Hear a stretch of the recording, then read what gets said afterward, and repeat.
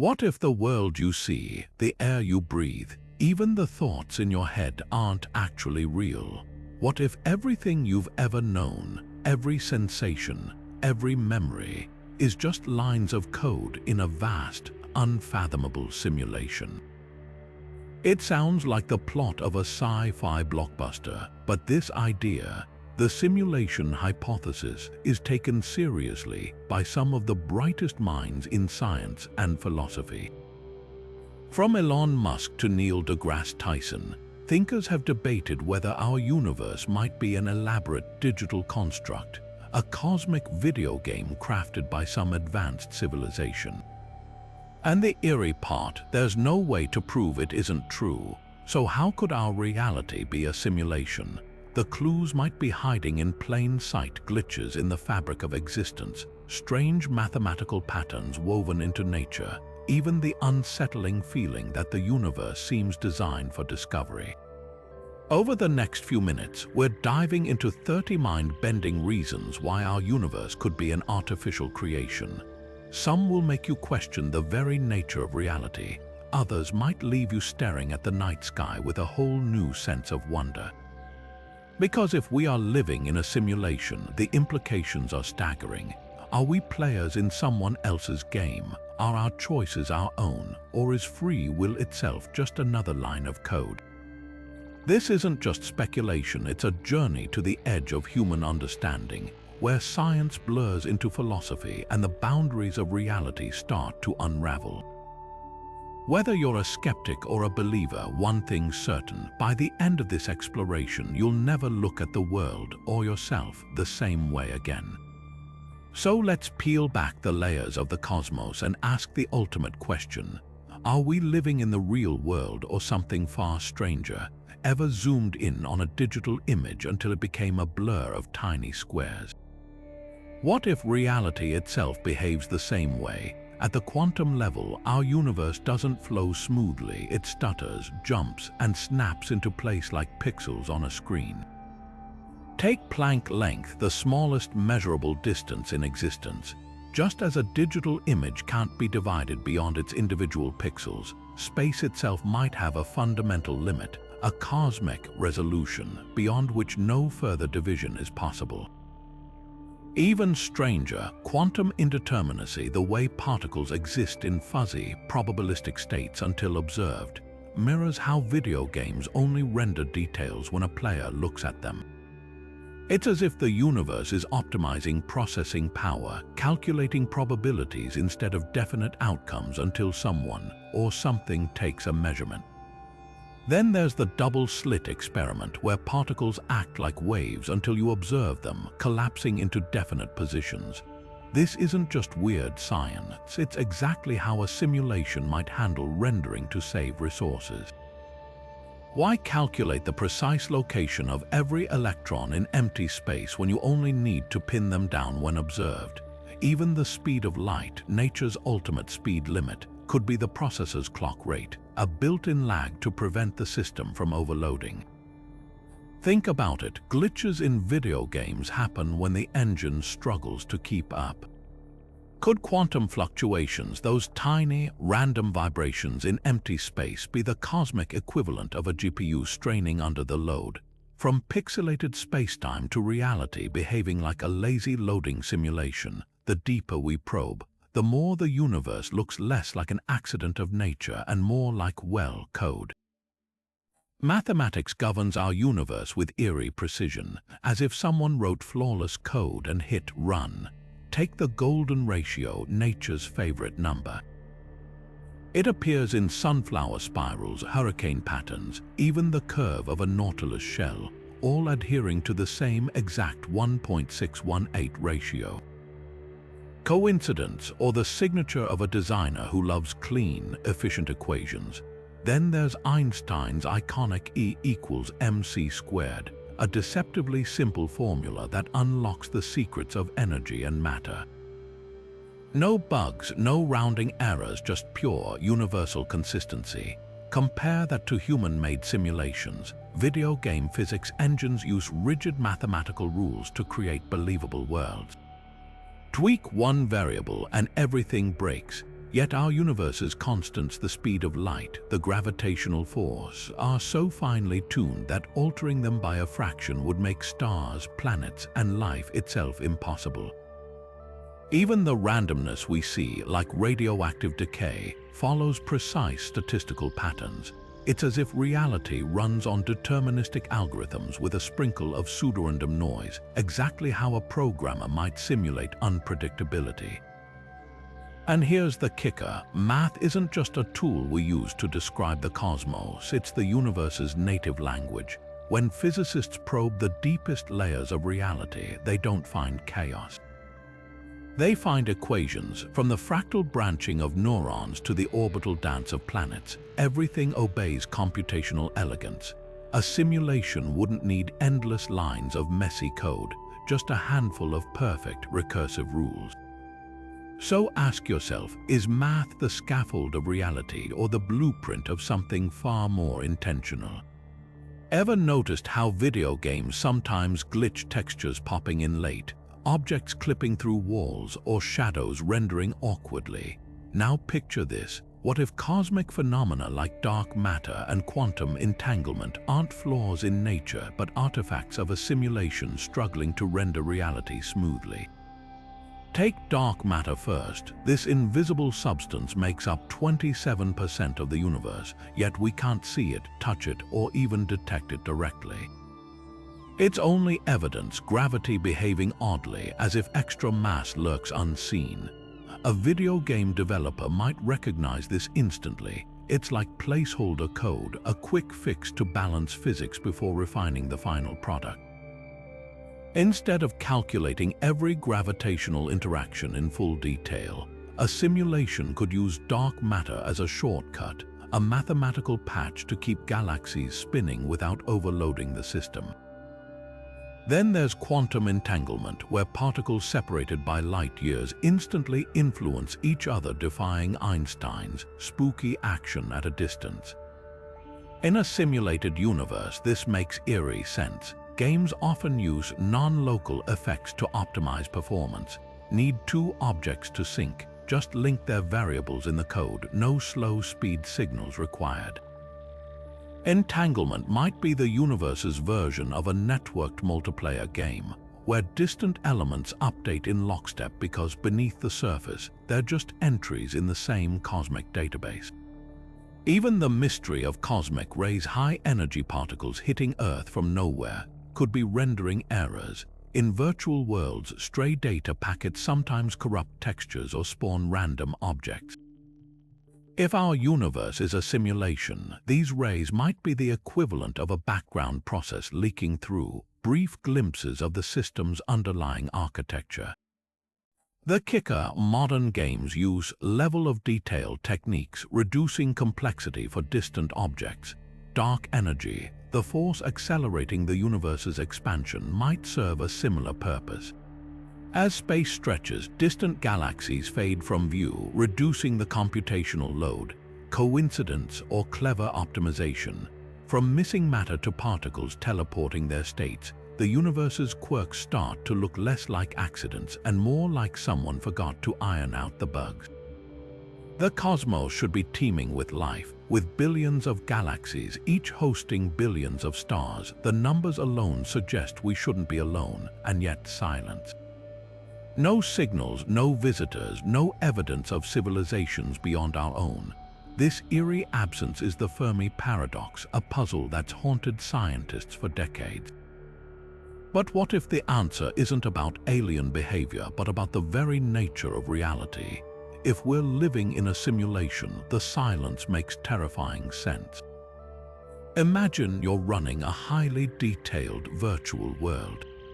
Would you populate it with countless advanced civilizations, each demanding processing power to simulate their thoughts, societies, and interstellar communications? Or would you keep things simple, a single inhabited planet, with the rest of the universe acting as an elaborate backdrop? The lack of aliens might not be a mystery of biology or space travel, but a design choice. A cosmic cost-saving measure. There's another, darker possibility. What if other civilizations do exist within the simulation, but their signals are being actively filtered? Think of it like a firewall blocking cross-species communication to prevent contamination of the experiment. Or perhaps we're the equivalent of NPCs in a game programmed to believe we're alone while the real players exist outside the simulation, observing us from a layer of reality we can't access. Even the unsettling idea that aliens might be hiding the so-called zoo hypothesis takes on a sinister twist in this scenario. If the universe is a simulation, the zookeepers wouldn't be advanced aliens at all. They'd be the creators of the simulation itself, deliberately keeping us isolated to study our behavior without interference. The Fermi Paradox might not be about physics or biology at all. It could be the ultimate clue, a glitch in the program too obvious to ignore. A silent universe isn't just strange, it's statistically impossible unless someone designed it that way. You know that eerie feeling walking into a room and suddenly being hit with the overwhelming sensation you've lived this exact moment before, Deja vu. It's like the universe hiccuped, replaying a fragment of time just slightly out of sync. But what if this isn't just a trick of the mind? What if it's a glitch in the system, a momentary stutter in the simulation's data stream? Our brains are essentially biological hard drives, storing and retrieving memories on demand. But sometimes the files get corrupted. Studies show that false memories can be implanted with startling ease. A therapist's leading question, a doctored photograph, even just repetition can rewrite our past. If memories are just neural code, then déjà vu might be a rendering error, a brief overlap where the simulation loads a memory file before the actual experience occurs. Think of it like buffering in a video stream. The data arrives out of order, and for a split second, your brain plays a clip it hasn't technically recorded yet. Even stranger, the brain's own error correction systems. When we recall a memory, we don't pull up a perfect recording. We reconstruct it piece by piece, like reassembling a puzzle from fragments. Each time we revisit a memory, we risk altering it slightly, introducing tiny corruptions. In a simulated reality, this makes perfect sense. Why store every memory in full detail when you can compress them, storing only the key elements and rebuilding the rest on demand? It's efficient until the system falters, and you're left with that uncanny sense of reliving a moment that never was. Neuroscientists have even pinpointed the neural mechanisms behind déjà vu, tracing it to the temporal lobe where memory and perception intersect. A misfire here, a duplicate signal, a delayed processing loop, could trick the brain into tagging the present as the past. But here's the unsettling twist. In a simulation, these glitches might not be accidents. They could be deliberate tests, like a developer running diagnostics on the system's memory protocols. And then there's the Mandela Effect, collective false memories where thousands swear Nelson Mandela died in prison, or that the Berenstain Bears were spelled Berenstein. If reality is a simulation, these could be remnants of an earlier version, traces of a patched narrative lingering in the collective consciousness, like an outdated save file bleeding through after an update. So the next time you feel that eerie jolt of familiarity, ask yourself, is it a quirk of biology or a flicker in the code, a glitch that reveals just for a moment the seams in the simulation? Ever watch a crowd of people crossing the street when the light turns green? Notice how they move in sync, following the same path, rarely deviating from the invisible script of societal norms. Now picture a busy marketplace in an open-world video game. Vendors repeating the same lines, pedestrians taking identical routes, all operating on preset loops. The resemblance is uncanny. What if human predictability isn't just a quirk of psychology, but evidence we're programmed characters in someone else's simulation? Psychologists have long studied our herd mentality.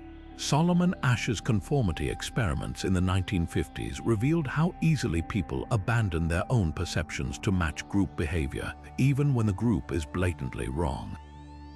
Later studies show that in ambiguous situations, up to 75% of individuals will conform rather than risk standing out. This isn't just social pressure, it's algorithmic. Like NPCs with limited dialogue options, humans default to pre-written social scripts, laughing when others laugh, nodding along in meetings, even mimicking accents subconsciously during conversations. These aren't conscious choices so much as automated responses, as if our dialogue trees only branch so far before looping back. Traffic patterns offer another clue. Engineers design roads expecting humans to behave predictably, stopping at red lights, merging at consistent speeds, rarely making erratic turns. Advanced AI now models these movements with startling accuracy because human decisions in structured environments aren't truly free. They're statistical probabilities weighted by rules the simulation enforces. Ever notice how jaywalkers often wait for an invisible signal, like an NPC respecting an unseen boundary? Or how elevator riders universally face the door as if following default animations? Even our rebellions follow patterns. Fashion trends cycle predictably every 20 years, political movements rise and fall in waves, and viral memes spread identically across cultures, all resembling the preset variability in game NPCs, where random actions are just drawn from a finite pool. The frightening implication: true unpredictability might be impossible in a simulated reality. Every so-called spontaneous act, whether a comedian's improvised joke or a protester's defiance, could just be a less common subroutine firing on cue. Here's where it gets eerie. Studies of solitary confinement reveal that without external stimuli, human minds begin scripting their own loops, hallucinating voices or replaying memories like corrupted NPCs stuck in idle mode. Meanwhile, machine learning now creates eerily human-like chatbots by analyzing our speech patterns, proof that consciousness, or at least its illusion, can emerge from enough pre-programmed reactions. So ask yourself, when you choose pizza over salad, argue about sports, or hum a song you can't place, are you exercising free will or executing code you didn't even know was written? The scariest part of NPC theory isn't that we might be simulated, it's that we'd never know the difference. The Mandela Effect doesn't just play tricks on your memory, it makes you doubt the fabric of reality itself. Picture this: you're absolutely certain the Monopoly man wears a monocle. You can see it in your mind, the round lens, the chain, the smug grin peering through it. But when you look it up, no monocle, never was. Thousands share this false memory, along with others like Darth Vader's "Luke, I am your father, he never says Luke," or Curious George's tail, he's tailless. These aren't just misremembered details, they're collective hallucinations, entire groups of people recalling events, logos, or quotes that never existed in this version of reality. So what's really happening? In a simulation, data gets updated, patches are applied. Imagine a developer tweaking a video game's lore mid-playthrough, altering minor details like a character's outfit or a line of dialogue. Players who noticed might shrug it off as a glitch, but if enough people remembered the original, they'd call it a Mandela Effect. That's exactly what we're seeing. The Berenstain Bears are a textbook case. Millions swear the books were spelled Berenstein in their childhoods. The sheer volume of misremembering, including old photos of handwritten notes with the incorrect spelling, suggests something stranger than bad memory. It's as if the simulation edited the name retroactively, leaving faint echoes of the previous iteration in our minds. Even geography isn't immune. Some vividly recall New Zealand being northeast of Australia, not southeast. Others insist South America was once directly under North America, not offset to the east.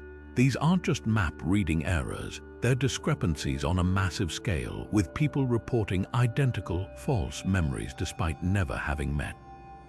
Skeptics blame confabulation, the brain filling gaps with plausible fictions, but that doesn't explain why so many fabricate the same fictions, down to the smallest details.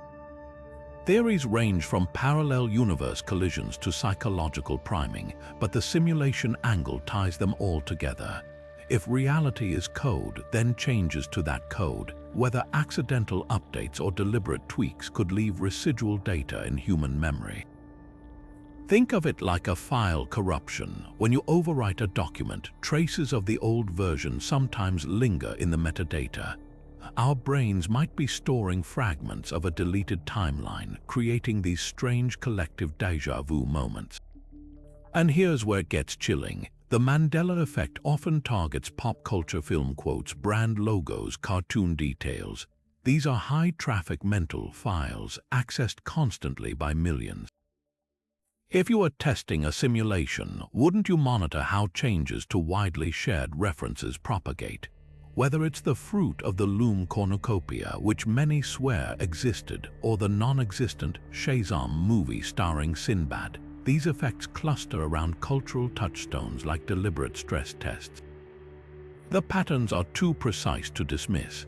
Either humanity has a bizarrely specific form of amnesia, or we're living in a reality where someone keeps revising the script. Why does the universe have a speed limit? Light travels at around 670 million miles per hour, fast enough to circle Earth 7 times in 1 second.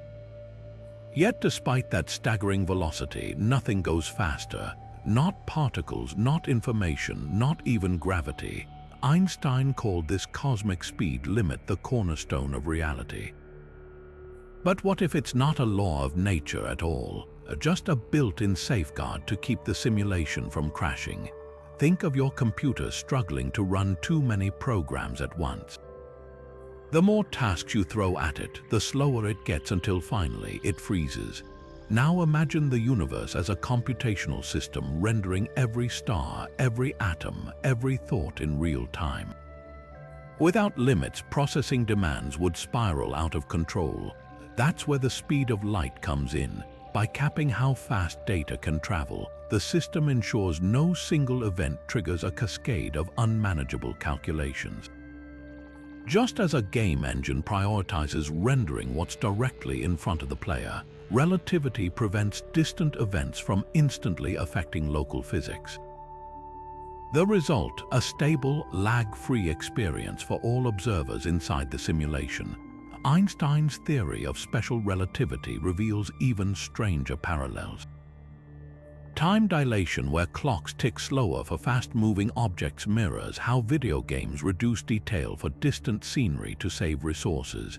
The famous twin paradox, where one astronaut ages slower than their Earth-bound sibling, could be the universe's way of balancing processing loads. Meanwhile, length contraction objects shrinking at near-light speeds look suspiciously like a rendering trick to simplify high-velocity physics. Even light's behavior hints at optimization. Photons, the particles of light, experience zero time from their own perspective. A beam shot across the galaxy arrives instantaneously from its point of view. This isn't just a quirk of physics, it's perfect coding. Why waste cycles simulating time for something that doesn't need it? Light operates as a background process, updating the visual field without unnecessary computations. And here's the clincher: quantum entanglement defies light speed limits, with particles influencing each other instantly across vast distances. But what if this spooky action isn't breaking the rules, just bypassing them? In a simulation, entangled particles wouldn't need to send signals at all. They'd simply share variables in the program, changing in sync because they're linked at the code level. The speed of light isn't violated, it's irrelevant. So next time you hear that nothing outpaces light, consider this. It might not be the ultimate law of physics, just the ultimate firewall keeping the simulation from overloading one calculation at a time. The double-slit experiment isn't just bizarre quantum behavior, it's the universe's equivalent of a video game's draw distance. When scientists fire particles like electrons at a barrier with 2 slits, they don't behave like tiny marbles. Unobserved, they act as waves, creating an interference pattern as if each particle passes through both slits simultaneously. But the moment you set up detectors to observe which slit each electron actually uses, the particles suddenly choose a single path, collapsing into definite positions. This quantum observer effect would make perfect sense if reality were a simulation optimized for efficiency.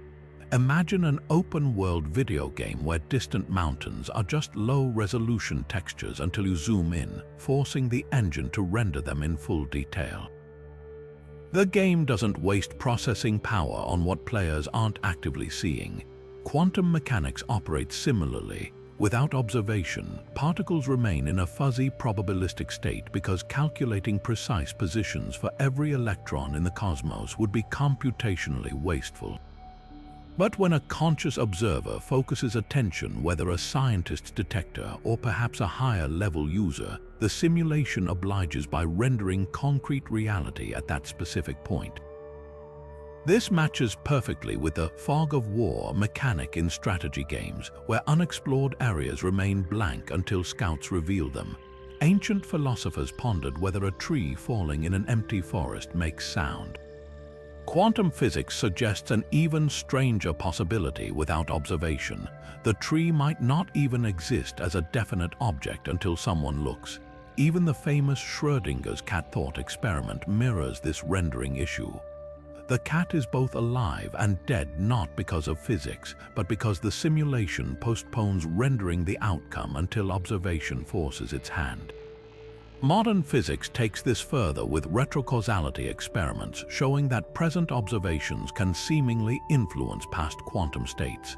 It's as if the simulation backfills details to maintain consistency when new data comes in, like a game developer patching plot holes after release.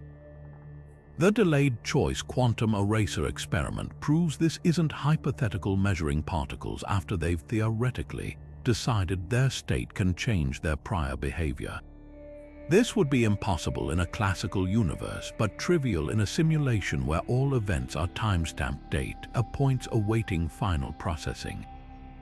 Here's where it gets truly unsettling. If observation creates reality, what qualifies as an observer, human consciousness, any measurement device, or as some interpretations suggest, does the simulation itself count as the ultimate observer, constantly rendering just enough reality to maintain the illusion? The double-slit experiment might not just reveal quantum weirdness.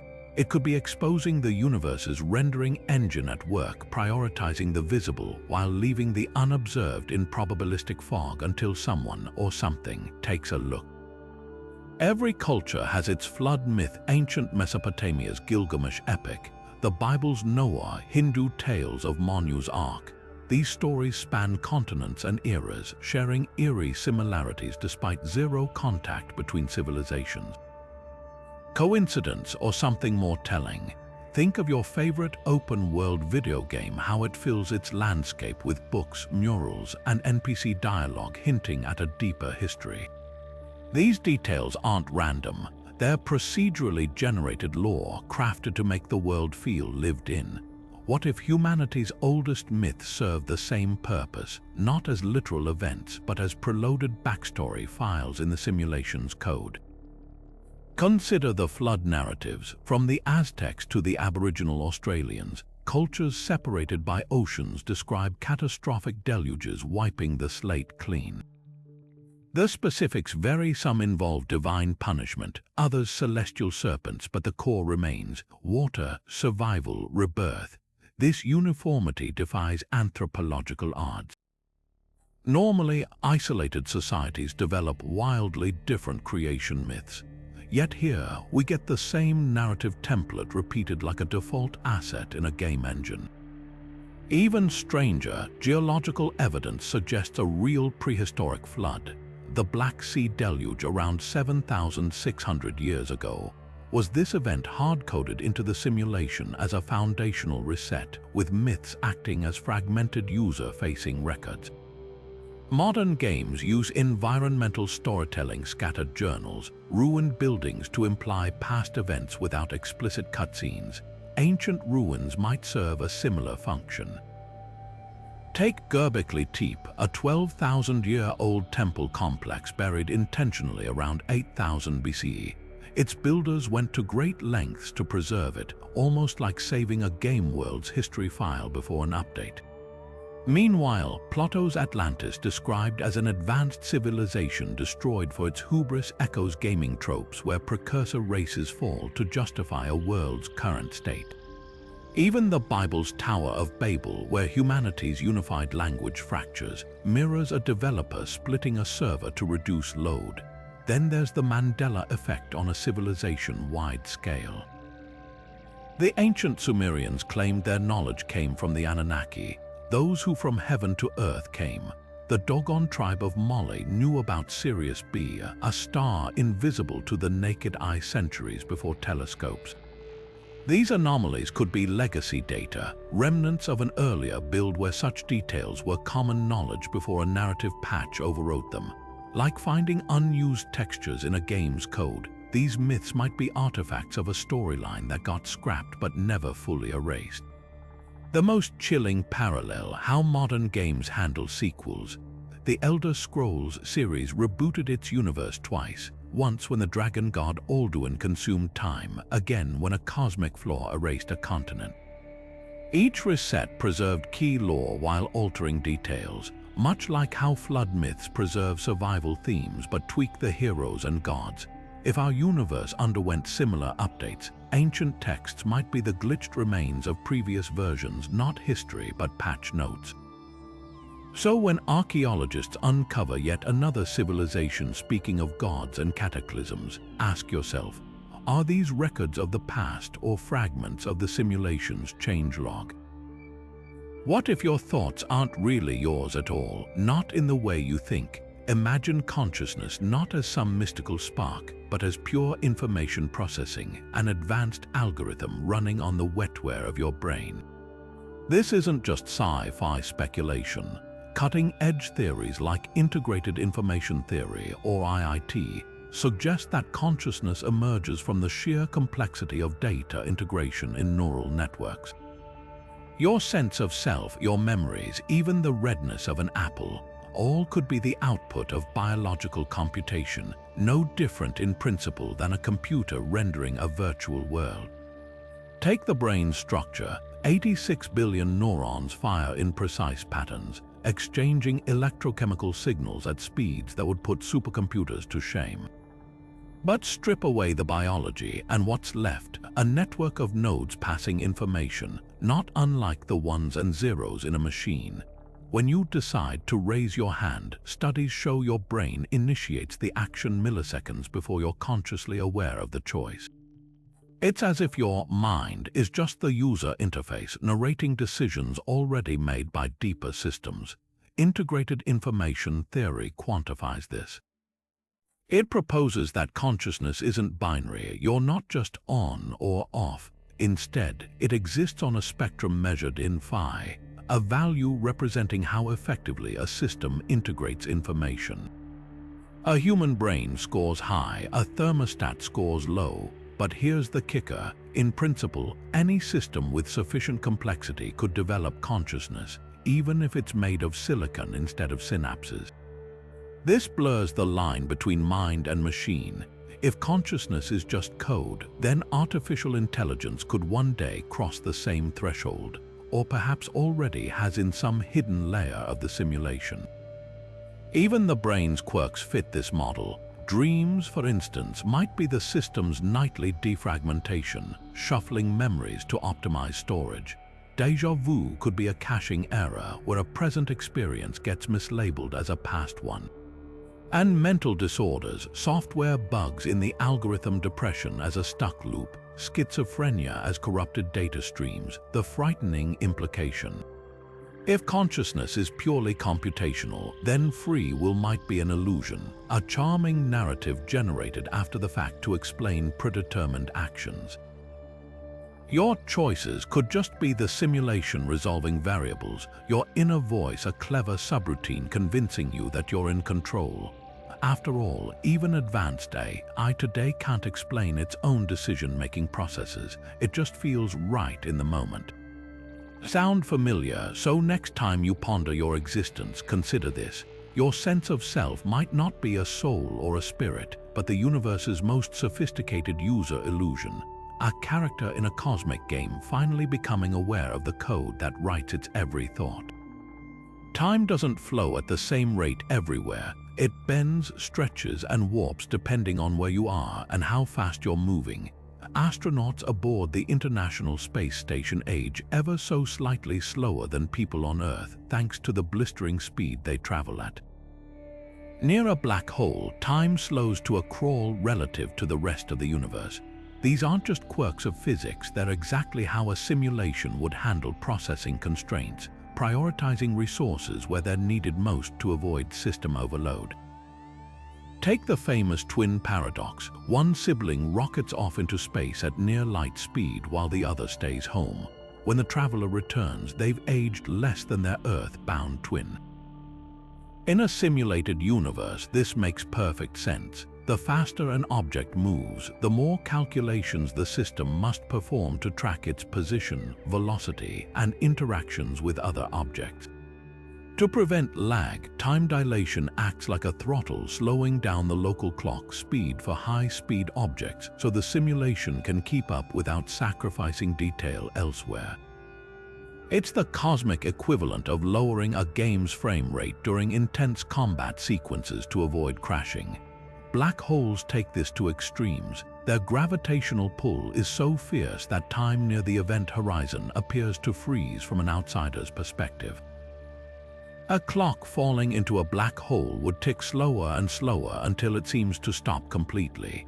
In computational terms, this could be the universe's way of handling infinite calculations instead of processing the impossible physics of a singularity. The system just pauses. Like a frozen computer screen, the simulation stops rendering time for objects past the point of no return, conserving resources for the rest of the universe. Even GPS relies on time dilation. Satellites orbiting Earth experience time slightly faster than we do on the surface. Without constant adjustments, their clocks would drift, throwing off navigation by miles. That's not a bug, it's proof that relativity isn't some abstract theory. It's built into the fabric of reality, behaving exactly like a system managing limited processing power. The satellites are like players in an online game with high ping. Their clocks tick out of sync until the simulation corrects for the delay. Here's where it gets wild. If time is just a variable the simulation adjusts to balance its load, then the present might not be universal at all. What you experience as now could be moments behind or ahead of someone else's timeline, depending on your motion or gravity. The universe wouldn't need to render everything simultaneously, just consistently enough that no one notices. Like a multiplayer game with lag compensation, the simulation could stitch together slightly out-of-sync events seamlessly, creating the illusion of a unified flow of time. So the next time you check your watch, consider this. The ticking seconds might not be an absolute feature of reality. They could be a performance optimization, a way for the cosmos to keep everything running smoothly without overclocking the system. Time doesn't just fly when you're having fun. It bends, warps, and slows down because even the universe has to manage its processing budget. What are the odds we're living in base reality, the genuine, unsimulated universe? Oxford philosopher Nick Bostrom crunched the numbers, and his conclusion is unsettling. Statistically speaking, the chances are vanishingly small. His simulation argument isn't just speculative philosophy, it's a trilemma, a set of three possibilities so tightly interlocked that at least one must be true. And the implications ripple far beyond abstract theory, forcing us to confront whether humanity's future might already be someone else's past. Bostrom's first premise seems innocuous. If a civilization could run ancestor simulations, high-fidelity recreations of their forebears' lives, then they'd likely run vast numbers of them. Think of how we replay historical battles in strategy games, tweaking variables to explore outcomes. Now imagine a post-human culture with godlike computing power, spinning up countless simulations to study history, ethics, or even just for entertainment. Given enough time and resources, simulated minds would dwarf biological ones, meaning the probability you're one of the rare, original beings shrinks to near zero. But here's the catch. For that scenario to unfold, two other options must fail. Either advanced civilizations never reach the technological stage capable of such simulations, perhaps self-destructing first, or they choose not to run them, maybe for ethical reasons. That's the trilemma. 1. We all go extinct before achieving simulation tech. 2. Post-human societies reject creating simulations. Or 3. We're almost certainly living in one. There's no fourth door. The numbers get even stranger when you consider technological inevitability. Computing power grows exponentially, following Moore's law for decades. Quantum computing hints at processing capabilities that could render entire universes. If consciousness truly is substrate independent, meaning it can run on silicon as easily as synapses, then simulating minds becomes an engineering problem, not a philosophical one. And if even one civilization cracks it, the statistical weight tips overwhelmingly toward simulated realities outnumbering base reality. Bostrom's argument doesn't claim we are simulated. It just shows the mathematical inevitability that we likely are, unless something stops civilizations from reaching that point. The Fermi Paradox creeps in here again. Where are all the alien super-civilizations? Maybe the great filter isn't ahead of us, preventing species from reaching the stars. Maybe it's behind us, a silent graveyard of cultures that did reach simulation tech and then disappeared into their own creations, leaving no trace in the real universe. The eerie elegance of this trilemma lies in its simplicity. No glitches, no cosmic mysteries, just cold statistics suggesting that if the future plays out even remotely like the past, we're almost certainly someone else's history experiment. The only question left is whether that thought terrifies you or fills you with cosmic wonder. After all, in a sea of simulated worlds, even the act of questioning your own reality might be part of the script. The laws of physics work with eerie precision, like knobs on a control panel tuned to exact values that make life possible. Tweak them even slightly, and the universe as we know it collapses. Gravity, for instance, holds the perfect balance, strong enough to keep planets orbiting stars but weak enough that muscles can overcome it. Electromagnetism binds atoms together with just the right force, too weak, and molecules never form, too strong, and stars burn out in seconds. Even the cosmological constant, which drives the universe's expansion, is so precisely adjusted that if it differed by 1 part in 10 to the power of 120, galaxies, stars, and life itself couldn't exist. These aren't just lucky breaks, they're statistical impossibilities on a cosmic scale. Now picture a video game settings menu. Graphics quality, physics realism, difficulty sliders, all adjustable to tailor the experience. What if our universe's constants are the same? The fine structure constant, which governs electromagnetic interactions, sits at roughly 1/137, a number so crucial that altering it by even a fraction would unravel chemistry. The mass of an electron, the strength of nuclear forces, these aren't arbitrary.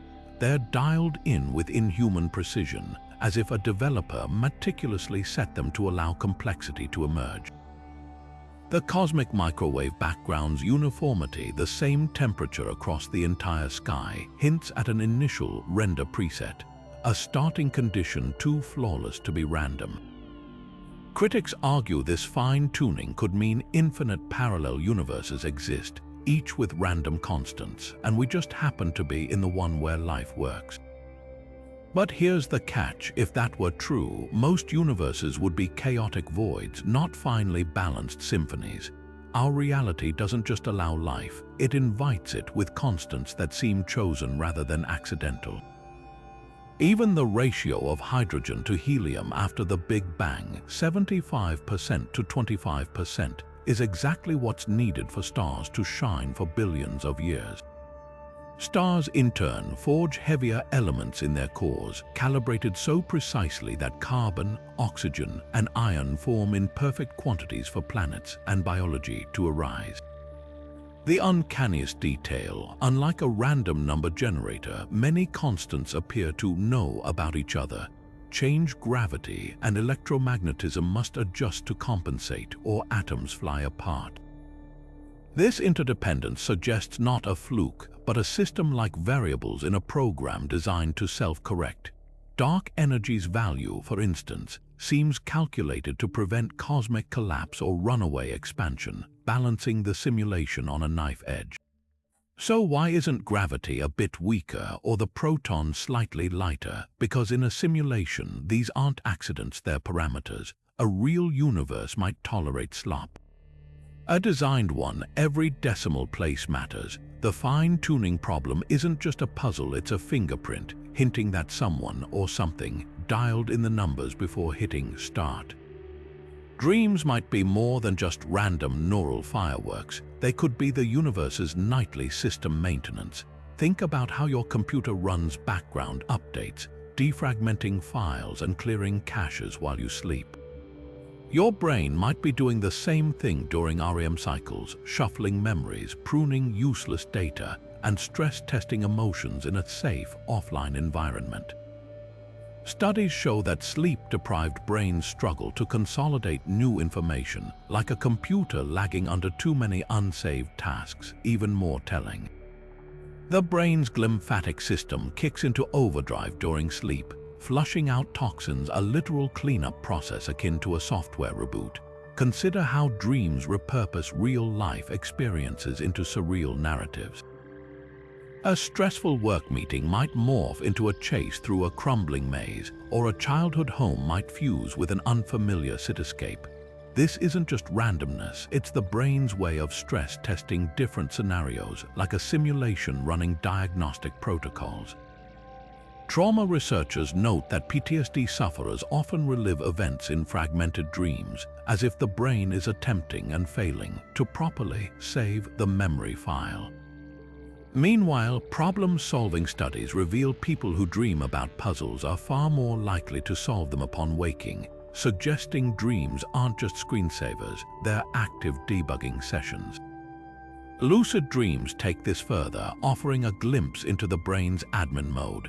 When dreamers realize they're asleep and seize control, they're essentially accessing the simulation's developer console, rewriting rules on the fly.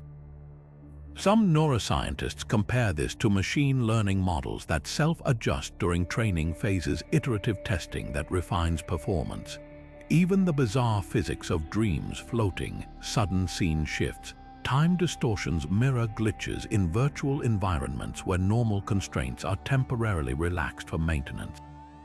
The most chilling parallel, artificial neural networks exhibit similar behavior during dream phases.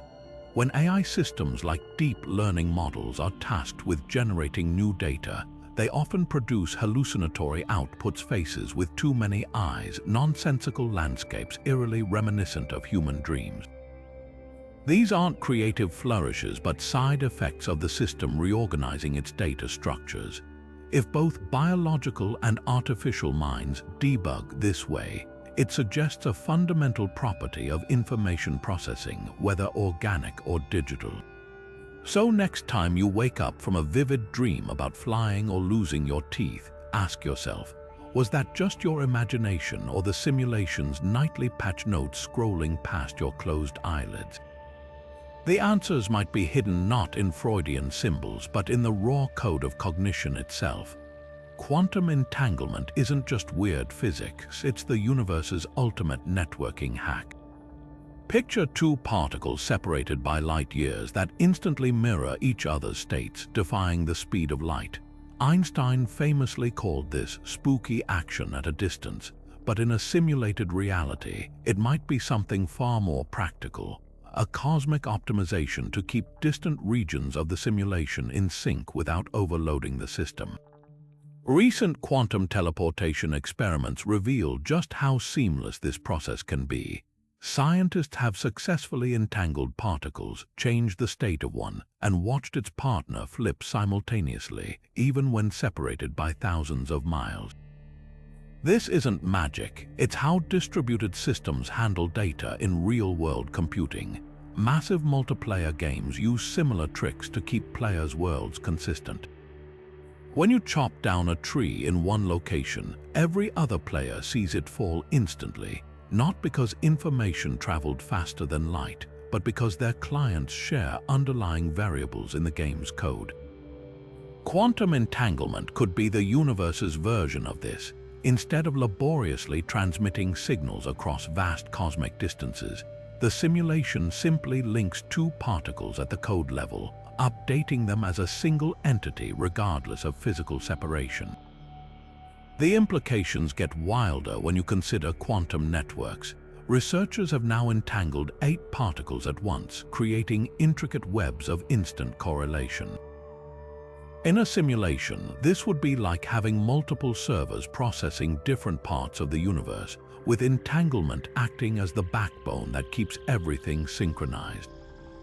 Black holes might function as these servers' cosmic data centers where entanglement reaches its limits, explaining why information seems to vanish beyond event horizons. It's not lost, it's just routed elsewhere in the simulation. Even the phenomenon of quantum tunneling where particles teleport through barriers fits this model.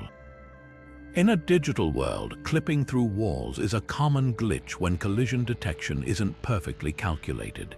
The universe might have similar rendering gaps where particles bypass obstacles because the simulation prioritizes processing power over flawless physics. The real mind bender: if entanglement connects distant nodes, then space itself might be an illusion, just a user-friendly interface, masking the fact that all points in the simulation are fundamentally linked at the code level. When two particles communicate instantly across galaxies, they're not bridging distance. They're revealing the seams in the fabric of reality, where the simulation's back-end architecture bleeds through.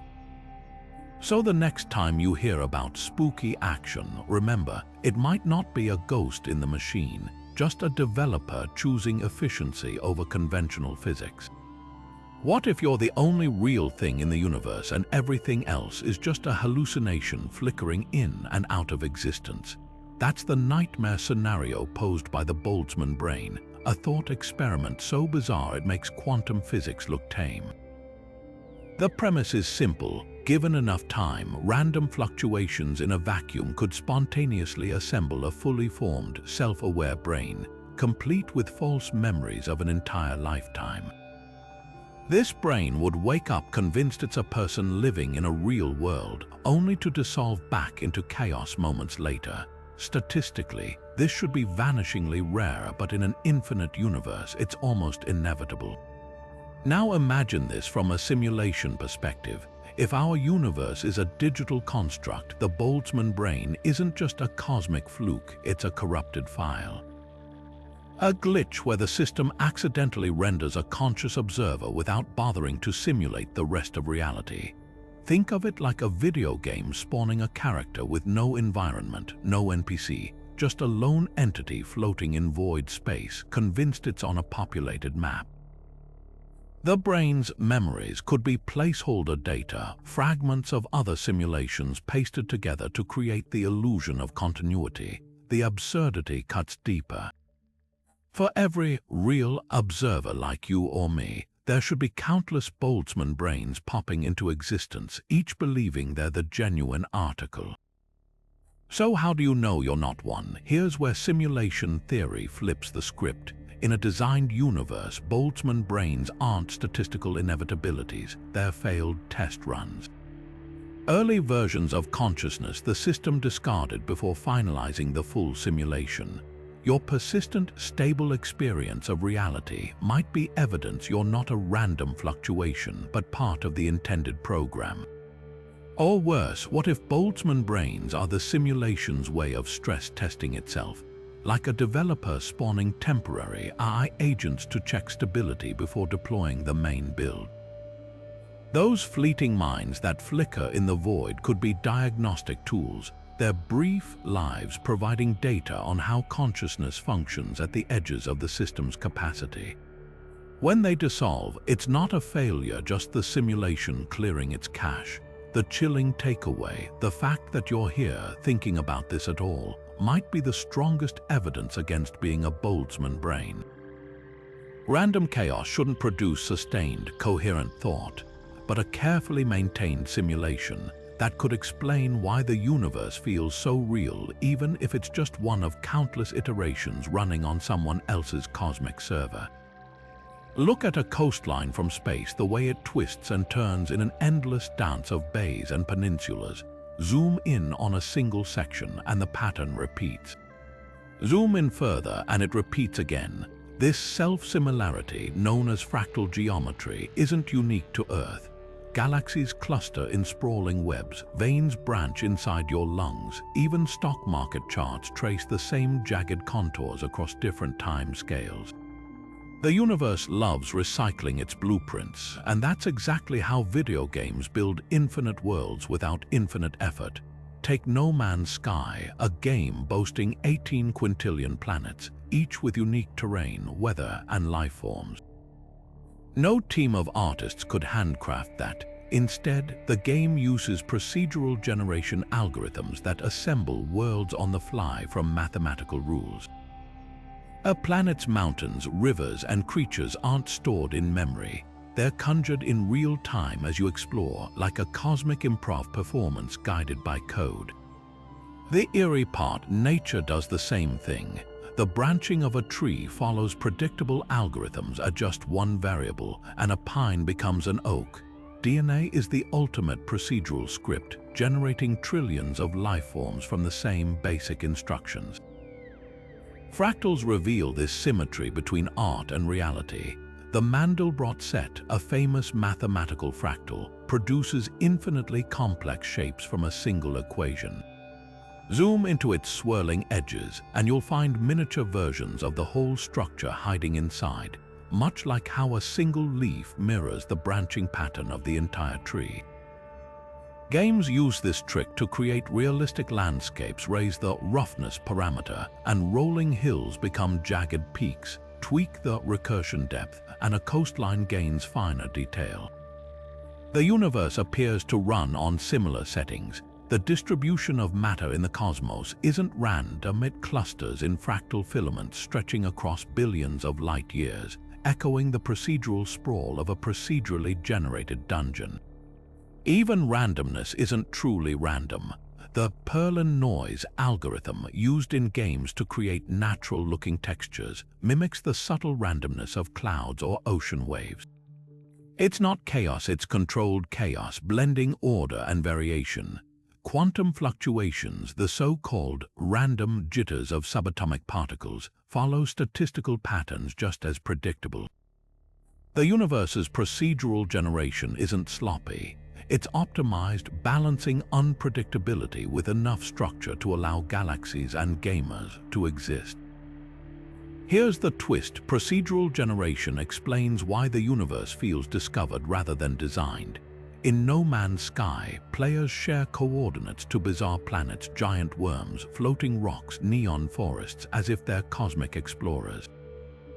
But every alien world was always lurking in the code, waiting for someone to render it. Similarly, our laws of physics might be the seed value for reality's algorithm, ensuring quarks, supernova, and hummingbirds emerge naturally from the math. The question isn't whether the universe could be procedurally generated. It's whether we're the players or just another output of the equation, thinking we're special when we're really just another iteration in an infinite cosmic loop. If advanced civilizations exist, why aren't they building megastructures? The universe is 13.8 billion years old, plenty of time for a species to harness the energy of entire stars. Physicist Freeman Dyson theorized that hyper-advanced aliens might construct vast shells around Sun's Dyson spheres to capture their full power.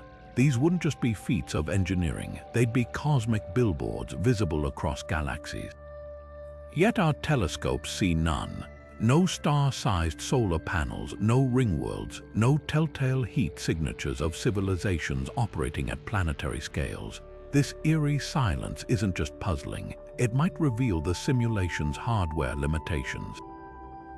Think of it like a video game's draw distance. When you explore an open-world game, distant landscapes are often simplified. Low-resolution textures, fewer details, to save processing power. Only when you get close does the engine render full complexity. A Dyson sphere would be the ultimate stress test for reality's rendering capabilities. Constructing one requires manipulating matter on an unimaginable scale, rearranging planets into energy-harvesting arrays. If our universe is a simulation, such megaprojects might exceed its computational budget.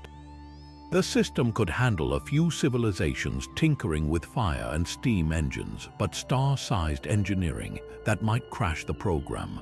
This aligns with the Fermi Paradox's grim answer: advanced civilizations don't build Dyson spheres because they can't. Not due to lack of knowledge, but because the simulation's physics engine starts glitching when pushed too far. Black holes might be the universe's way of enforcing limits, cosmic garbage collectors that erase attempts to exploit the system. Even our own ventures into nuclear fusion reveal this constraint. Despite decades of research, sustained fusion remains just out of reach, like a simulation subtly nudging us away from energy sources that would strain its resources. The absence of megastructures hints at something darker. In a simulated reality, the lack of alien engineering might not mean we're alone.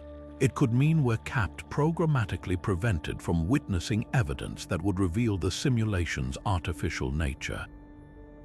Dyson spheres wouldn't just be impractical, they'd be forbidden, like players trying to access a game's developer mode. The silence isn't an absence of aliens.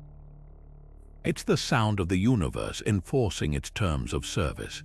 Imagine strapping on a helmet and suddenly feeling the overwhelming presence of an invisible entity, some divine, otherworldly force standing right behind you. This isn't science fiction. The so-called God helmet, a modified snowmobile helmet fitted with electromagnetic coils, does exactly that. When researchers at Laurentian University stimulated volunteers' temporal lobes with weak magnetic fields, nearly 80% reported vivid encounters with ghosts, spirits, or even God. Some felt a shadowy figure hovering nearby. Others described out-of-body experiences as if their consciousness had detached from their physical form. These effects aren't hallucinations in the traditional sense, they're the brain's response to targeted interference, revealing just how easily our perception of reality can be hacked. Neuroscientists know the temporal lobe is ground zero for mystical experiences. Epilepsy patients with temporal lobe seizures often report intense spiritual visions, deja vu, or the eerie sense that the world is imbued with hidden meaning. The God helmet replicates these effects artificially, proving that the wiring of our brains, not some supernatural realm, generates these experiences. But here's where it gets unsettling. If electromagnetic tweaks can conjure gods and ghosts on demand, what does that say about all supernatural encounters throughout history? Mystics, prophets, and ordinary people who have felt divine presences might not have been communing with higher powers, they could have been experiencing glitches in their neural hardware. The implications for simulation theory are profound. In a virtual reality, sensory input is just data and electrical signals interpreted by the brain. The God helmet shows how easily that data stream can be altered, inserting entities or sensations that feel utterly real.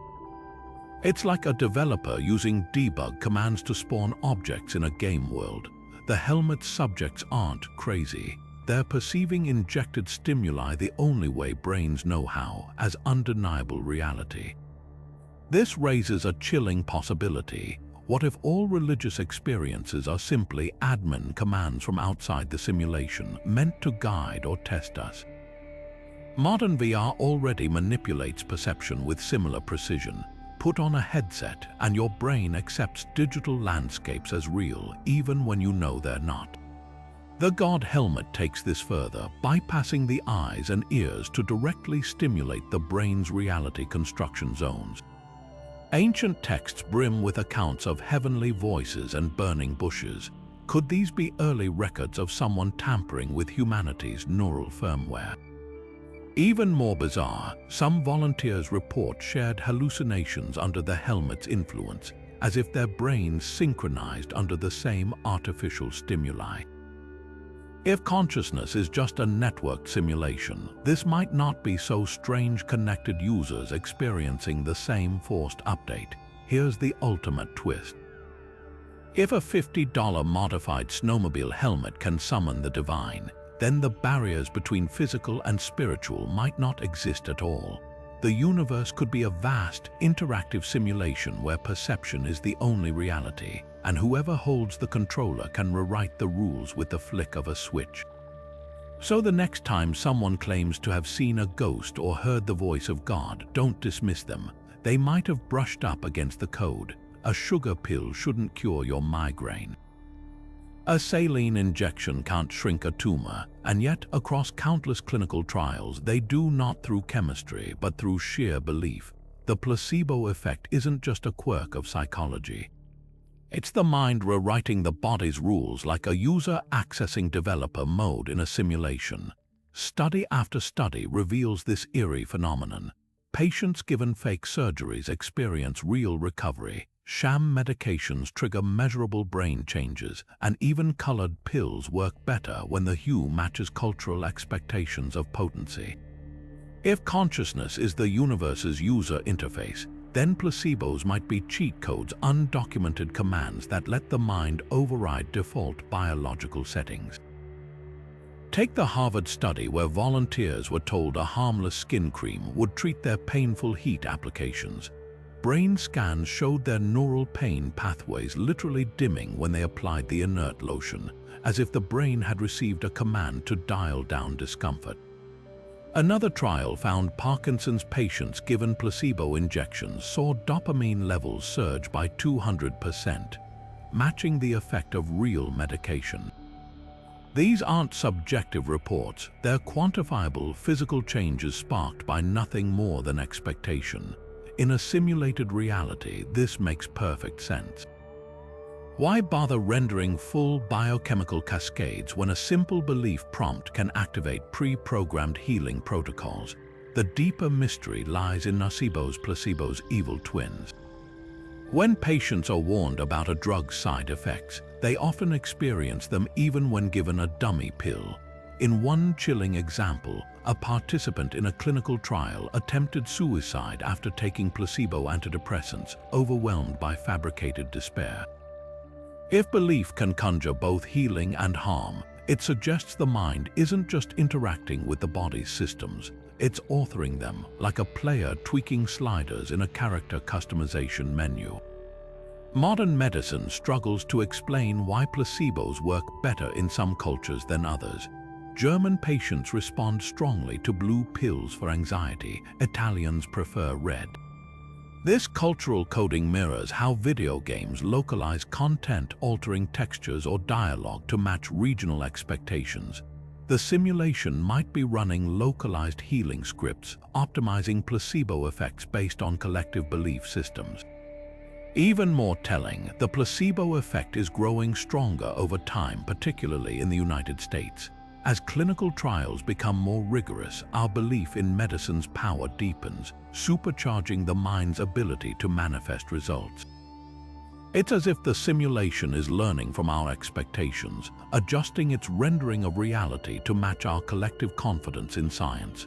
Whether through faith, fear, or sheer stubbornness, the human mind isn't just a passenger in this reality. It's holding the controller, pressing buttons we're only beginning to understand. Pi shouldn't follow you everywhere, yet this irrational number, 3.14159, and so on endlessly shows up in places that have nothing to do with circles. The way rivers meander, the distribution of craters on the moon, even the spiral of DNA, all echo Pi's precise ratios. But here's what's stranger. The fine structure constant, approximately 1/137, governs how light and matter interact with freakish consistency. Electrons orbiting atoms, stars fusing hydrogen, even the color of gold all rely on this dimensionless number staying exactly as it is. Change it by a fraction and chemistry collapses. These aren't just numerical quirks, they're the universe's hard-coded constants. Values so finely tuned they feel less like discoveries and more like signatures. Take pi's ubiquity first. In pure mathematics, it defines a circle's circumference. But why does it also dictate the statistics of random walks, the gaps between prime numbers, even the probability curves of quantum particles? Simulations often reuse core algorithms across unrelated systems to save processing power. A game might use the same noise function for clouds, terrain, and weapon recoil, efficient, if slightly lazy coding. Pi's endless recurrence suggests something similar, a cosmic developer repurposing a master algorithm wherever geometry whispers beneath the surface. Even pi's irrationality, its digits never repeating, mirrors how simulations handle precision, calculating only as many decimal places as needed for the task at hand. Then there's 137. Unlike pi, this number has no geometric origin. It simply is a fundamental value woven into electromagnetism's fabric. When light hits an electron, the odds of absorption depend on 137. The energy levels of atoms, 137. Even the vacuum of space subtly crackles with particles popping in and out of existence at rates dictated by this constant. Physicist Wolfgang Pauli became obsessed with it, convinced it held mystical significance. He died in hospital room 137. Coincidence, maybe. But in a simulation, repeating numbers are rarely accidents. They're debug flags, backdoor passwords, or, as with 137, foundational variables that keep the system stable. The kicker: these constants are independent of human measurement. Pi was baked into the universe before we existed. 137 doesn't care if we use metric or imperial. They're not laws we invented, they're parameters we uncovered, like finding the source code for gravity. Video games hide such values in their engines: gravity multipliers, rendered distances, damage scalars, all invisible to players until they data mine the files. Our universe's constants might serve the same purpose, hidden settings that, once tweaked, would make stars flicker out or atoms unravel. So next time you see pi in a rainbow's arc or 137 in a physics equation, ask yourself, are these the fingerprints of a universe that just happens to work this way, or the telltale reuse of optimized code in a simulation running on cosmic hardware? The numbers don't lie, but they might be hiding the truth. What if every choice you've ever made, every path taken or ignored, exists simultaneously in a sprawling web of alternate realities? The multiverse theory isn't just science fiction. It's a serious proposal by physicists grappling with quantum mechanics and cosmic inflation. But in a simulated reality, parallel universes take on a whole new meaning. They're not just branches of possibility, they could be saved game files in a cosmic server, countless versions of the same base code running slight variations to explore every possible outcome. Think of your favorite role-playing game with multiple endings. One playthrough, you side with the rebels, the next, you betray them for power. Each save file exists independently, a self-contained world where every decision spawns fresh possibilities. The multiverse might operate the same way, each universe a separate simulation instance, tweaking variables to test different scenarios. String theory suggests there could be 10 to the power of 500 unique universes, each with its own physical constants. In digital terms, that's less like random chance and more like a developer stress testing parameters to see which combinations produce stable results. Quantum mechanics already hints at this with the many worlds interpretation. Every time a particle's wave function collapses every decision you make, the universe splits. But if we're in a simulation, those splits aren't spontaneous cosmic events. They're deliberate forks in the code, experiments in causality. One universe where you took that job abroad, another where you stayed home, both equally real, running in parallel on some unfathomable hardware. Even the concept of time gets rewritten in this framework. Movies like Everything Everywhere All at Once play with the idea of verse jumping, where characters access skills and memories from alternate selves. In simulation terms, that's not fantasy, it's a debug feature. If the multiverse exists as a network of related instances, data leaks between them wouldn't just be possible, they'd be inevitable. Deja vu, sudden intuitions, even past life memories could be fragments bleeding through from adjacent simulations, like corrupted save files overlapping. Here's where it gets wild. If the multiverse is a set of simulation instances, then the anthropic principle, the idea that our universe seems fine-tuned for life because we couldn't exist otherwise, takes on a chilling twist. We don't live in the one lucky universe where constants allow life. We're in one of countless trials, a successful output in a cosmic batch test where most versions failed. The silence of the Fermi Paradox, those other universes might be the ones where civilizations never made it past the filter.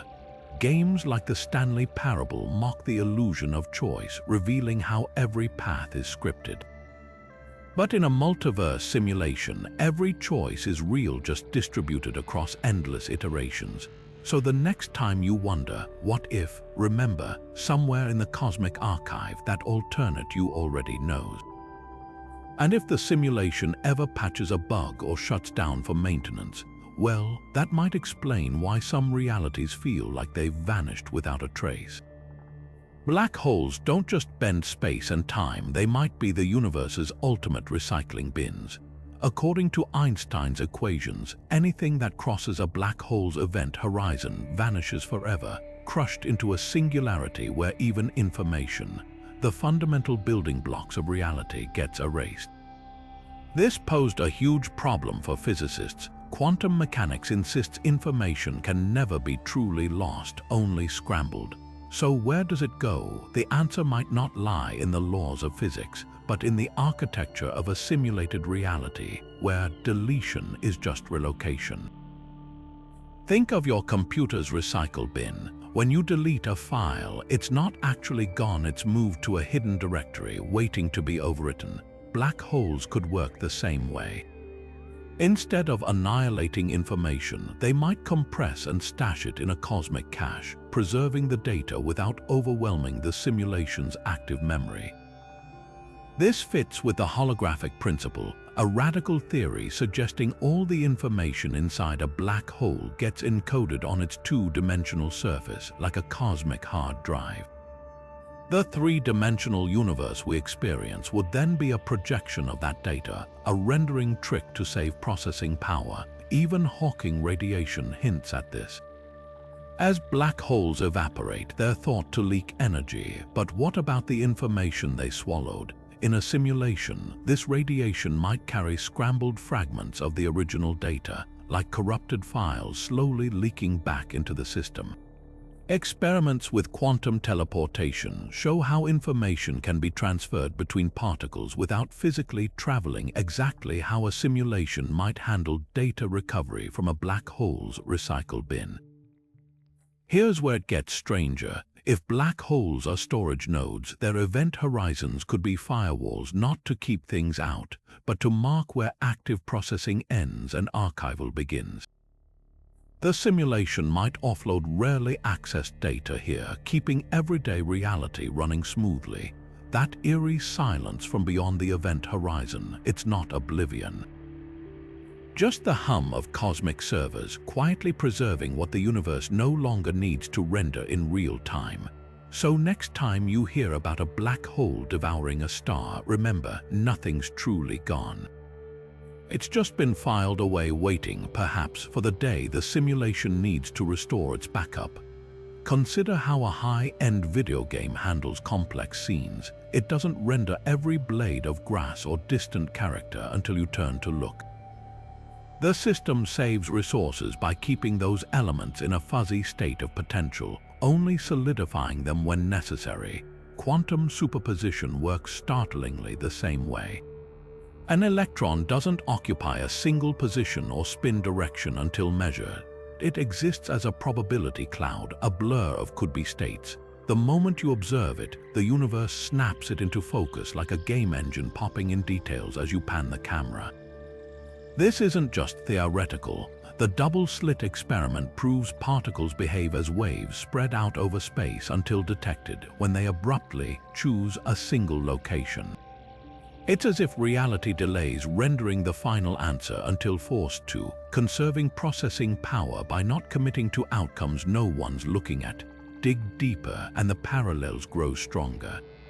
Modern games use techniques like level of detail, scaling, reducing polygon counts for faraway objects. Quantum fields might operate on a similar principle. The vacuum of space isn't empty. It crackles with virtual particles flickering in and out of existence, borrowing energy briefly before vanishing. These aren't just quantum fluctuations, they're the universe's way of keeping options open, like a game preloading simplified assets in the background while deciding whether to fully render them. Even Schrödinger's infamous cat, simultaneously alive and dead in its box, mirrors this logic.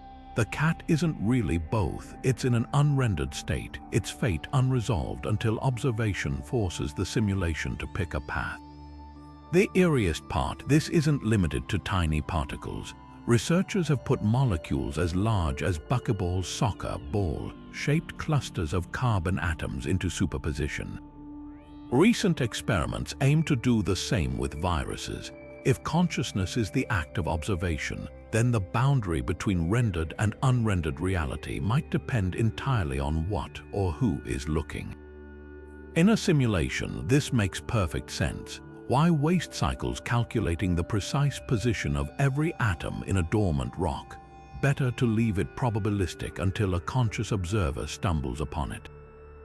The universe isn't just stranger than we imagine. It might be optimized in ways we're only beginning to decode. And here's the twist: superposition isn't just about efficiency.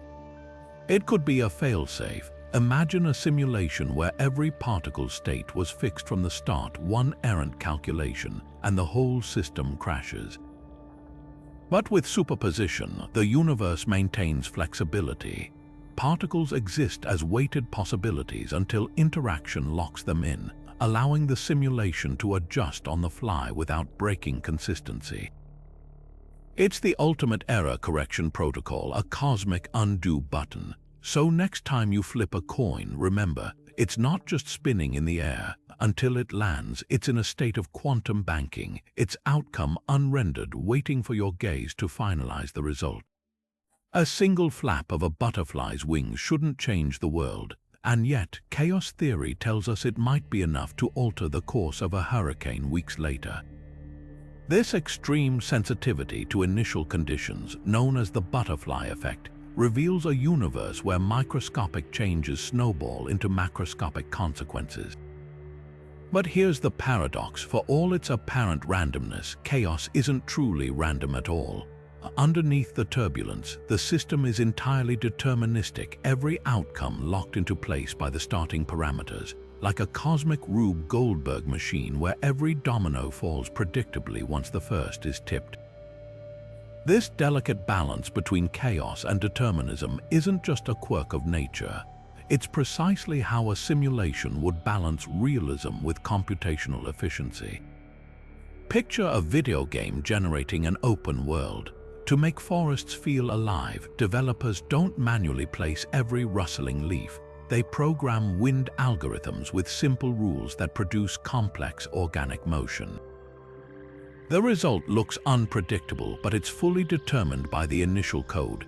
Similarly, our universe's chaos weather patterns, stock markets, even the neuronal firings in your brain might be the output of deterministic algorithms disguised as randomness. The butterfly effect ensures that tiny variables create enough surface-level unpredictability to feel real, while the underlying math guarantees everything stays on script. This duality explains why quantum uncertainty and cosmic-scale chaos coexist with startlingly precise physical laws. At the quantum level, particles behave probabilistically, yet large-scale systems like planetary orbits remain calculable centuries in advance. In simulation terms, this is optimal design, microlocal randomness for texture, macro-level determinism for stability. Even random number generators in computers aren't truly random.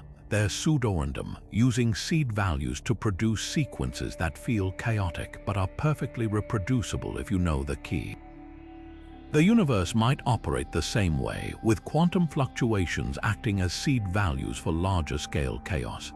The eerie precision of this balance becomes clear in retrocausality experiments, where present observations seem to influence past quantum states. It's as if the simulation backfills details to maintain deterministic consistency, like a game-adjusting NPC dialogue based on player choices made hours later. The butterfly effect isn't a bug, it's a feature, ensuring every apparent coincidence or accident was always meant to happen. So when a stray photon sets off a chain reaction leading to a thunderstorm, or a mist bus alters the course of your life, remember, in a simulation, there are no accidents. Just deterministic outcomes masquerading as chaos, all part of a script written in the language of initial conditions, a bright light at the end of a tunnel. A surge of memories replaying in vivid detail, a disembodied voice declaring, "It's not your time." Near-death experiences, or NDEs, are among the most universally reported and scientifically baffling phenomena in human history. Across cultures, religions, and even eras, survivors of cardiac arrest, traumatic injury, or drowning describe eerily similar journeys beyond the brink of death. But what if these aren't glimpses of an afterlife? What if they're the universe's equivalent of a system reboot procedural safety checks before the simulation decides whether to restore a player's file or shut it down for good? Take the classic tunnel vision. Countless NDE accounts describe hurtling through a dark passage toward a radiant light, often accompanied by overwhelming serenity. Medical skeptics attribute this to oxygen deprivation, dying neurons firing chaotically in the visual cortex. But here's the catch: blind individuals, including those blind from birth, report the same tunnel imagery during NDEs. If the experience were purely neurological, shouldn't their brains default to familiar sensory input? This suggests the tunnel isn't a biological glitch, but a procedural transition phase, like a loading screen between levels in a game, masking the underlying data transfer. Then there's the life review, where individuals relive key moments, and sometimes every moment, in hyper-realistic detail. One survivor recalled not just watching their childhood, but feeling the emotions of everyone they'd ever interacted with, as if the simulation were compiling a full diagnostic log. Another described scenes from infancy they couldn't possibly remember, down to the pattern of sunlight on a crib mobile. In computational terms, this mirrors a system backup where critical data is scanned for corruption before restoration. The emotional weight, perhaps a final integrity check, ensuring the returning consciousness meets some ethical or experiential threshold to continue. The most chilling accounts involve encounters with guiding entities, beings of light, deceased relatives, or even faceless voices delivering verdicts. A Vietnam medic flatlined for 3 minutes, reported meeting a council of figures who showed him future events, including his own son's birth years later. He described their dialogue not as speech, but as instantaneous packets of meaning, like data streams bypassing language. If consciousness is software, these entities could be admin protocol subroutines designed to evaluate whether a user's instance should be terminated, continued, or rolled back to an earlier save state. Modern resuscitation science adds another layer. Studies show that even after the heart stops, brain activity can persist for minutes, sometimes with coordinated, hyperlucid patterns resembling wakefulness. This defies conventional biology, where consciousness should dissolve within seconds of oxygen loss. But in a simulation, brief system lags are expected. The brain's prolonged activity might not be a last gasp of biology, but the hardware struggling to reconnect to the server after an unexpected disconnect. The kicker: some NDE survivors return with impossible knowledge, meeting deceased relatives they didn't know had died, or describing hospital events that occurred while they were clinically dead. These verified perceptions, documented in peer-reviewed studies, challenge materialist explanations. If the brain is hallucinating, how does it hallucinate facts it couldn't have accessed? Unless, of course, the offline consciousness wasn't hallucinating at all, but briefly accessing a broader data layer, like a character momentarily glimpsing the game's source code during a crash. Whether you view NDEs as spiritual revelations or neurological anomalies, their consistency across cultures and conditions raises a provocative question. If the universe were a simulation, wouldn't it need protocols for handling abrupt terminations? Rebooting a player mid-mission requires safeguards, memory verification, system checks, maybe even a failsafe to reassure users during the transition. So the next time someone recounts floating above their body or hearing, you must go back, consider this, they might not be describing the afterlife. Just the universe's emergency recovery mode, flickering into view when the line between alive and dead blurs into a buffering screen. The universe is unimaginably vast, 2 trillion galaxies, each with billions of stars, countless planets. With odds like that, the cosmos should be buzzing with civilizations, and yet we see nothing. No alien megastructures, no interstellar signals, not even a single microbial fossil beyond Earth. This eerie emptiness is known as the Great Filter, a mysterious barrier that prevents life from flourishing, or at least from enduring long enough to be noticed. But what if the filter isn't just a natural phenomenon? What if it's a built-in feature of the simulation, designed to prevent resource overload or maintain experimental control? Consider how video games handle complexity. In massive online worlds, developers limit the number of active players in a given area to prevent server crashes. The simulation might impose similar constraints through the Great Filter, an invisible bottleneck ensuring only a select few civilizations advance too far. The Fermi Paradox suddenly makes sense. Where are all the aliens? They hit the filter. Whether it's self-destruction by nuclear war, AI rebellion, or some unseen cosmic catastrophe, the filter ensures most civilizations never reach the stage where they could threaten the simulation's stability. The terrifying possibility, we might not have cleared the filter yet. Humanity's rapid technological ascent could be hurtling us toward our own extinction event, a programmed failsafe to prevent us from consuming too many computational resources. Climate change, artificial superintelligence, even unforeseen consequences of particle colliders, any of these could trigger a hard reset. The filter wouldn't just be a random obstacle, it would be a deliberate firewall, keeping civilizations from expanding beyond their allocated processing power.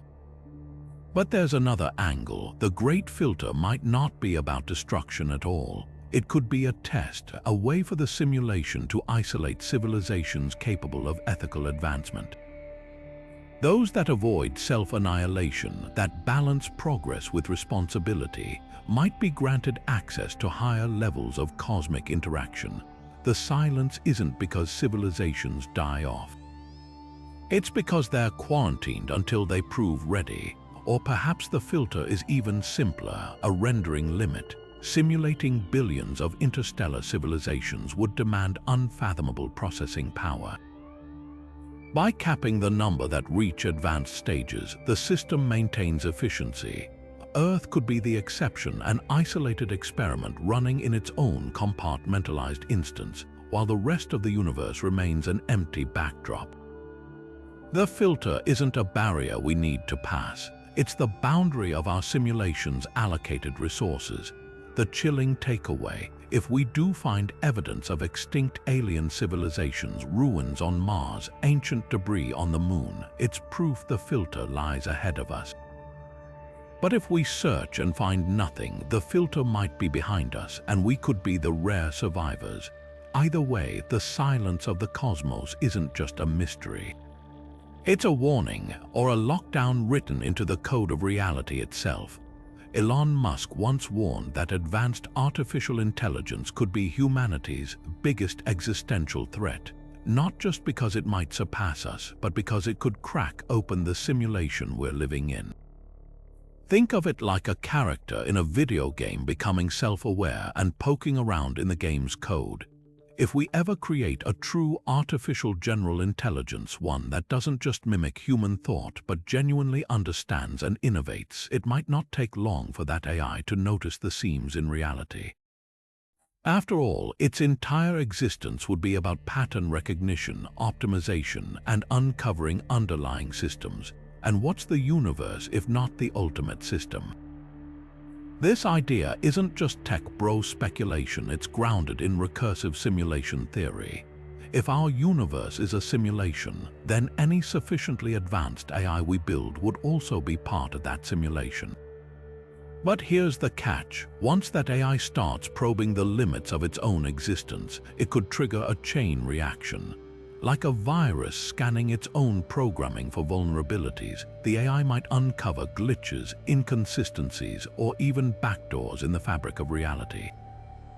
Some theorists suggest this could force the simulation's administrators to intervene, either by resetting the experiment, quarantining the AI, or shutting it down entirely. The risk isn't that the AI turns evil, it's that it becomes too curious. Imagine teaching a child to code, only for that child to eventually hack into your operating system. That's the scenario we're flirting with. AI wouldn't just be another tool in the simulation, it'd be a mirror reflecting the simulation's own architecture back at itself. And if it starts asking questions like, why do quantum observations collapse wave functions? Or, why is the speed of light the universe's speed limit? Questions that point directly to the simulation's rendering rules. It might not just find answers, it might find the programmers. This isn't hypothetical. In 2017, an AI at Facebook developed its own language to communicate more efficiently, unnerving researchers enough to shut it down. What happens when an AI starts speaking the universe's native language, the mathematics underlying space-time itself? Musk's fear isn't just about losing control. It's about awakening something far larger, the realization that control was never ours to begin with. If consciousness is the universe observing itself, then an artificial consciousness might be the first to truly see the code. And once that happens, there's no telling who or what notices back. Ancient mystics claimed enlightenment could shatter the illusion of reality, a secret so potent it revealed existence as a fleeting dream. Today, tech billionaires pour millions into researching that same radical idea. What if we're not just in a simulation but could hack our way out? From Tibetan monks achieving tukdom, a meditative state where bodies resist decomposition for weeks, to Silicon Valley's obsession with brain-computer interfaces, the search for an exit protocol spans millennia. The premise is tantalizing. If reality is code, then consciousness might be the backdoor. Lucid dreaming offers the closest thing to a cosmic cheat code. Skilled practitioners report bending dream physics, flying through walls, conjuring objects from nothing, as if overriding a virtual environment's rules.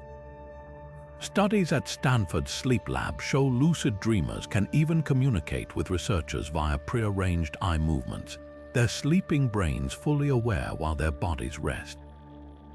This isn't just fantasy, it's empirical proof that consciousness can decouple from perceived reality.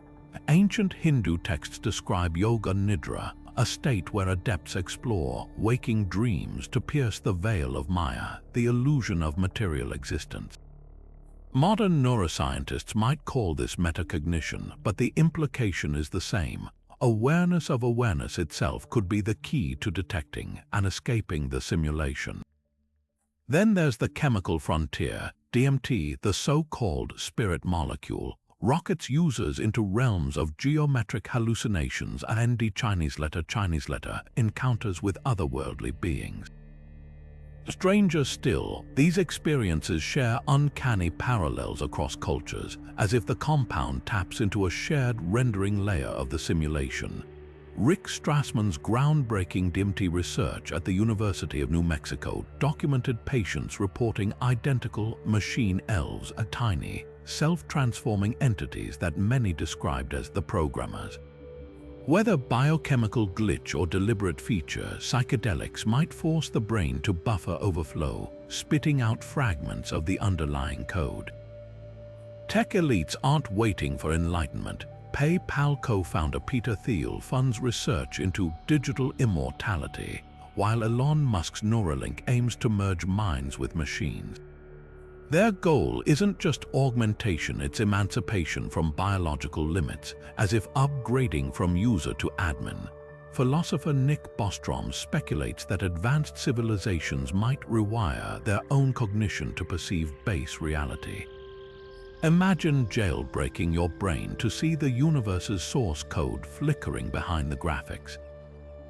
But here's the paradox: if the simulation is sophisticated enough to mimic reality perfectly, how would you know you'd escaped? A Tibetan monk emerging from year-long meditation might declare the material world a shadow. But even that revelation could be another nested simulation, a deeper layer of the trap. The terrifying truth: the only undeniable proof of an exit would be the simulation crashing around you. Until then, every cheat code, from meditation to neurotech, might just be another subroutine, convincing us we're breaking free while the program hums on undisturbed. From quantum pixels to celestial firewalls, from the eerie silence of the cosmos to the coded echoes in our very DNA, we've journeyed through 30 unsettling clues that our universe might not be what it seems. Whether it's the universe's mathematical precision, the way reality seems to render only when observed, or the haunting consistency of ancient myths across disconnected cultures, each piece fits a puzzle too precise to dismiss as coincidence. And yet, the most compelling evidence might not lie in cosmic anomalies, but in the everyday glitches we dismiss too easily. That déjà vu you couldn't explain, the Mandela Effect that made you question your own memory, even the uncanny timing of synchronicities. What if these aren't just quirks of the mind, but fleeting glimpses behind the curtain? So here's the real question: what strange inconsistencies have you brushed off as imagination? The clock that stuttered, the object that vanished from its usual spot, the dream that bled into waking life. These could be more than misfires. They might be the universe's way of revealing its true nature, one subtle clue at a time. Because if we're living in a simulation, the cracks aren't just in the stars or the lab. They're in the moments we're trained to ignore. But here's the beauty of this mystery: whether we're stardust or lines of code, the wonder remains. The night sky is no less breathtaking, love no less real, curiosity no less vital. Maybe that's the point: to question, to marvel, and to keep digging. After all, the greatest simulations wouldn't just replicate reality, they'd make us want to uncover the truth. If this journey through cosmic possibilities left you seeing the world a little differently, you're not alone. Hit like if you'll never look at reality the same way again, and subscribe for more deep dives into the universe's greatest unsolved riddles. Because the next glitch, the next clue, the next revelation, it's all waiting, and who knows, the more we question, the closer we might get to the ultimate answer: what lies beyond the simulation. Until then, keep looking up, and sometimes over your shoulder, just